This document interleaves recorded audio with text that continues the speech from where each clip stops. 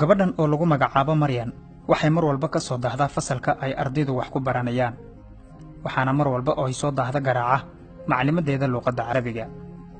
sababta loo garaacaya ayaa ah inaysan mar kala soo daahin mar walbana macallimadu waxa ay ka garaacdaa gacmaha ma taqaana waxa ay u sheegto macallimada haddii ay ardaydu su'aalaana ma siisa jawaab ay raali ku yihiin waxayse ushu u noqotay mid joogto ah oo aysan mar walba horeyn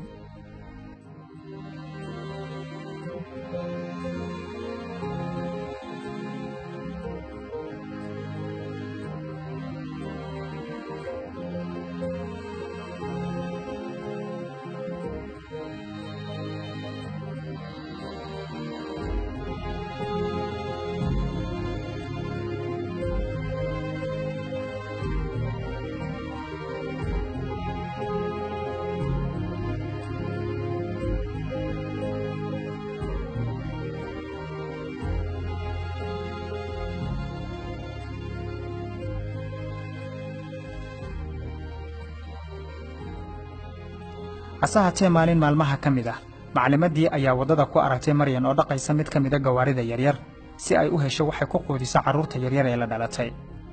macallimadii waxay arintaasi ku noqotay yaab iyo amakaad asahatee Maryan mar walba oo ay soo daahdo waxay si aad ugu dadaali jirtay helidda nolol maalmeedkeeda iyo kan walaalaheed ka yaryar kadibna madrasada ayay u aadi jirtay si ay wax u barato macallimadii ayaa bilowday inay nafteeda la hadasho iyadoo nafteeda u sheegaysa alla way cafi maxaan u garaacayay ardayda yar ee Maryan waxaanan ogeyn xaaladdeeda iyo sida ay tahay ama waxa ay ku qoodiso walaalaheed macallimadii ayaa u laabatay gurigeeda Maryanna sidii caadada u ahayd waxay mar kale ka soo daahday xiisadii